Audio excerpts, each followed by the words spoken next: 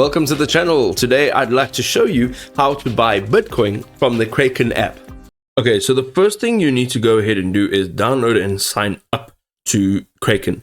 So you can obviously do this from your App Store or the Play Store, create a free account and complete the identity verification process.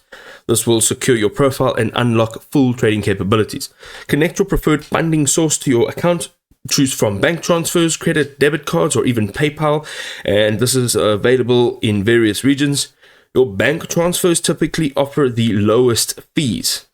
You now need to go and open the Kraken app and tap the trade button in the main navigation.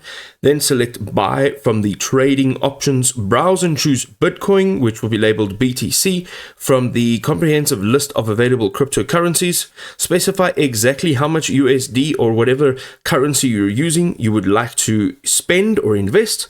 Kraken accommodates all budgets, with purchases starting at as little as $10, making Bitcoin accessible to anyone. Carefully review all your transaction details, including the fees that will be charged, the exchange rate, and the final amount. And once you're satisfied, confirm your purchase. Your Bitcoin will now appear securely in your Kraken wallet instantly.